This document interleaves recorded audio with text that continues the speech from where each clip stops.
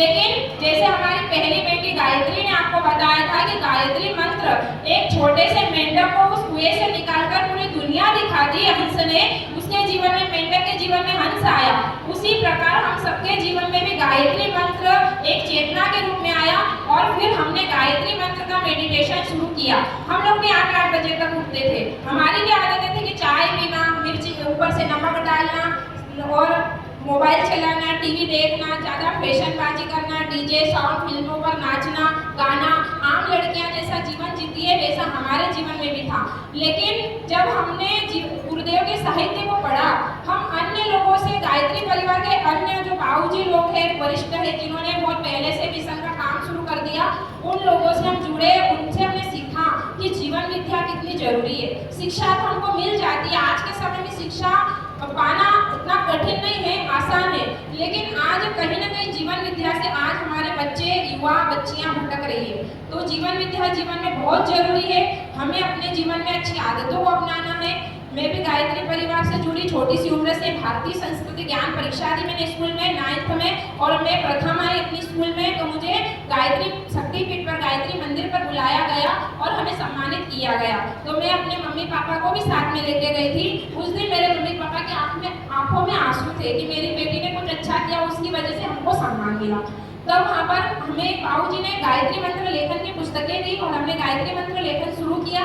फिर हमारे मन में आया कि हम अपने गांव में कुछ अच्छा करें। हमारे गांव के आसपास में आदिवासी क्षेत्र है जहाँ पर आदिवासी लोग रहते हैं, वो नशा करते थे। तो हमने सोचा कि हम क्यों ना अपने गांव में नशा मुक्ति अभियान चलाएं, और हमने नशा मुक्ति अभियान 9th क्लास में चलाया और हमारे गाँव की कुछ बेटियों ने हमारा साथ दिया और हमने मिलजुल के गाँव में कोशिश करी कि नशा बंद हो, लोगों के अंदर बच्चों को के प्रति, समाज के प्रति अच्छी भावनाएं आए। तो बहुत सारा विरोध हुआ हमारे साथ, लेकिन फिर भी हमने कोशिश करी।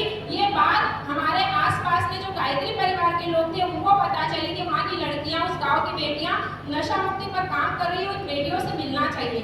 वो हमारे गांव में आए, हमसे मिले, उन्होंने कहा कि बेटा तुम बहुत अच्छा काम कर रही हो। उन्होंने हमको इतना मोटिवेट किया कि हमको इतना आंखों में आंसू आ गए। हमने नशा मुक्ति अभियान चलाया, लेकिन लोगों ने हमारा विरोध किया, लेकिन ये लोग आए और इन्होंने हमको मोटिवेट किया और हमारी हिम्मत को बढ़ाया कि नहीं बेटियों तुम बहुत अच्छा काम कर रही हो। और उनकी हिम्मत से हमारे अंदर और हिम्मत आ गई कि चलो कोई तो हमारा सपोर्ट कर रहा है, कोई तो हमको अच्छा बोल रहा है। फिर हमने कोशिश करी और हमने आसपास के गाँव में जाकर नशा मुक्ति अभियान चलाया। आज आप हमारे गाँव में आकर देख सकते हो, हमारे गाँव में शराब भी नहीं बनती और शराब का रोक है। यदि कोई शराब पीकर गाली देता है तो उसको दंड दिया जाता है।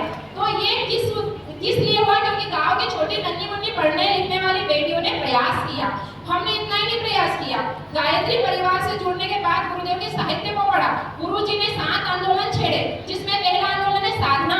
हमारे पहले के समय में हमारे जो पूर्वज लोग होते थे, बुजुर्ग लोग होते थे, पहले के जमाने के लोग, वो घरों में शाम के समय सब मिलजुल कर प्रार्थना करते थे। कोई खेती में काम करता है, कोई पढ़ने जाता है, कोई नौकरी करता है, लेकिन शाम के समय आकर सभी लोग एक साथ बैठकर दीपक जलाते थे और भगवान की उपासना, आराधना, साधना करते थे, रामायण का पाठ करते थे। तो ये प्रार्थना से सबके मन एक थे, लेकिन आज हमारे मन में प्रार्थना नहीं है। तो गुरुजी ने साधना आंदोलन छेड़ा। शिक्षा आंदोलन को गुरुदेव ने कहा कि शिक्षित हर बेटी, हर व्यक्ति हो, और उन्होंने नारी जागरण, स्वच्छता अभियान, वृक्षारोपण और कुरीति उन्मूलन। तो कुरीति उन्मूलन नाम सुन के हमको पता नहीं था कि कुरीतियाँ होती क्या है, कुरीति क्या होती है। फिर उसके बाद हमने कुरीतियों के बारे में पढ़ा। तो कुरीतियाँ होती है कि नशा, दहेज प्रथा, मृत्यु भोज, ये हमारे समाज को खोखला कर रहे थे। और बलि प्रथा आपके क्षेत्र में नहीं होती होगी, लेकिन हमारे मध्य प्रदेश में कई जगह पर आदिवासी क्षेत्रों में बलि प्रथाएं होती है। दशहरे पर जब दशहरा आता है, नवरात्रियों में, तो बलि प्रथाएं लोग बलि देते हैं, बकरियों की, मुर्गों की, और भगवान को खुश करने का प्रयास करते हैं, जिनको नहीं पता। हम लोगों के गांव के पास भी ऐसा होता था।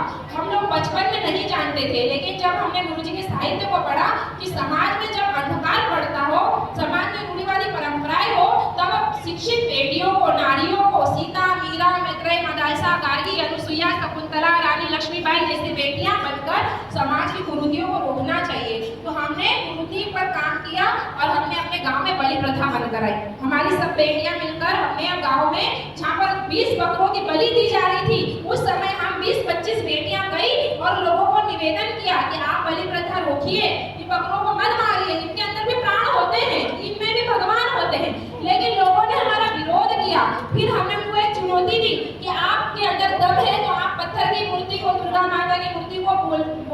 बुलवा के बताओ, यदि ये मूर्ति बोलेगी हाँ मुझे बलि चाहिए तो हम सब बेटियां अपनी गर्दन दे देंगे, हम अपनी खुद की बलि देंगे जब मूर्ति बोले। पर ऐसा नहीं हुआ और उस समय भी बहुत विरोध हुआ, लेकिन उसके बाद हमने कोशिश करी और अन्य गायत्री परिवार के वरिष्ठ आसपास के लोगों ने हमारा सहयोग किया और आज 8 साल हो गए हमारे क्षेत्रों में बलि प्रथाएं बंद है। तो ये किसने किया? ये छोटी छोटी कन्याओं ने, लड़कियों ने किया और ये हमारी अपनी बेटियों ने किया। ये हमने अपने गांव से शुरुआत करी। तो इसके लिए हम आपको ये नहीं बोल रहे कि आपके क्षेत्र में नहीं होती आप भी करो, लेकिन आपके पास क्या है, आप भी अपना समय अच्छे कामों में दे सकते हो। हम बेटियों ने कोरोना काल में, जब कोरोना आया तब लोग अपने अपने घरों में छुप गए, लेकिन हम बेटियों ने घर घर जाकर यज्ञ किया और यज्ञ के बारे में बताया और हम बेटियों ने मिलजुल कर वहाँ पर 1 करोड़ की गौशाला का निर्माण कराया, जिसने कन्या गुरुकुल भी बनाया और अभी 170 गाय गौशाला का संचालन पढ़ने लिखने वाली बेटियां करती है, कोई 9th में, कोई 10th में। हमारे पास तो सेकेंड क्लास से लगाकर कॉलेज स्तर तक की बेटियां भी समय देती है। और समय कैसे देती है? किसी की 4 बजे छुट्टी होती है स्कूल की तो वो 1 घंटे का समय उसके पास है तो वो समय देगी, अपने गांव में देगी या फिर गौशाला में आके देगी, या आस पड़ोस में कोई वृक्षारोपण पे काम करती है, कोई नशा मुक्ति पे काम करती है, कोई बच्चों की बाल संस्कार शाला चलाती है जिसमें हम हर संडे बच्चों को इकट्ठा करते हैं किसी मंदिर में या किसी पेड़ के नीचे या किसी के घर में या अपने घर में, और हम उन बच्चों को बताते हैं कि भगवान राम क्या थे, सीता क्या थी, उनको अपनी संस्कृति समय निकालते हैं और बच्चों की बाल संस्कार शाला चलाती है। हमारे यहाँ तो 5वीं में पढ़ने वाली, 4थी क्लास में पढ़ने वाली बेटियां भी बच्चों की बाल संस्कार शाला चलाती है और इसके लिए किसी को कोई पैसा नहीं मिलता। बेटियां स्वयं करती है कि हम बॉर्डर में जाके देश की सेवा नहीं कर सकते, लेकिन कम से कम अपने समाज में, अपने परिवार में रहकर तो हम अपनी आप को आर्मी बना सकते हैं ना। समाज जो गलत दिशा में जा रहा है, बच्चे मोबाइल टीवी में आए, उस समय में हम बेटियां कुछ ना कुछ तो अच्छा करें। हमारे यहाँ सड़कों पर यदि किसी गाय का पैर में घाव होता है तो हमारी बच्चियां हर एक बेटी से संकल्प कराते हैं कि आप लोग भी संकल्प लो कि हम थाली में जूता नहीं छोड़ेंगे, हम जन्मदिन पर एक पेड़ लगाएंगे, केक काटकर, मोमबत्ती बुझाकर हम जन्मदिन नहीं मनाएंगे, क्योंकि ये जन्मदिन मनाना हमारी संस्कृति नहीं है। हमारी संस्कृति है पेड़ लगाना, पर्यावरण को बचाना, भारतीय संस्कृति को बचाना। लेकिन आज कहीं ना कहीं ये हम सब भूलते जा रहे हैं और हमको इसी में मनोरंजन आता है कि केक काटो, पार्टी दो, मोमबत्ती बुझाओ, घूमो फिरो, अच्छे नए नए कपड़े पहनो और बस जीवन को समाप्त कर दो। तो जीवन का लक्ष्य ये नहीं है। आप सब बेटियां जानती है कि समाज में हमको बहुत कुछ करना है और जिस दिन हम अच्छा करेंगे उस दिन हर एक बेटी को हिम्मत मिलेगी। हमारा एक कदम बढ़ाने से कितनी लाखों बेटियों को हिम्मत मिलती है और हम एक कदम यदि गलत कदम पर उंगली उठ रही है, क्यों?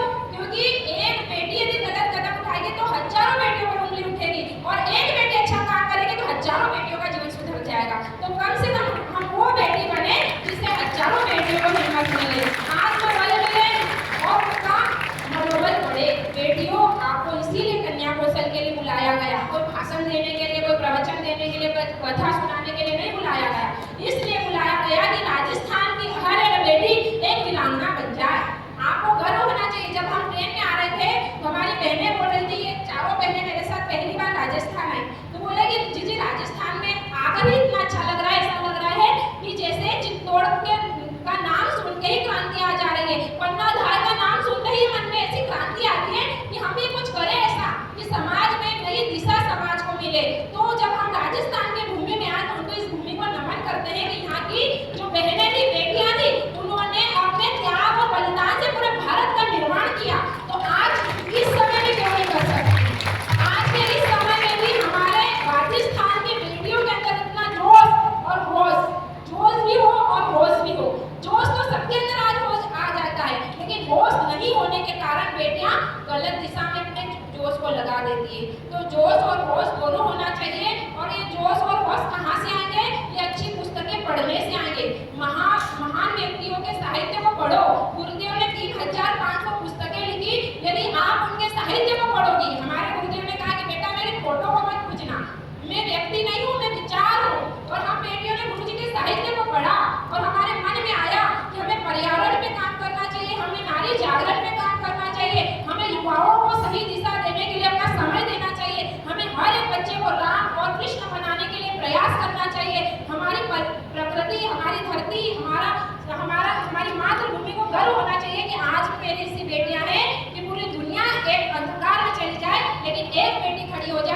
भारतीय संस्कृति को बचा सकती है। तो बहनों बेटियों, कन्या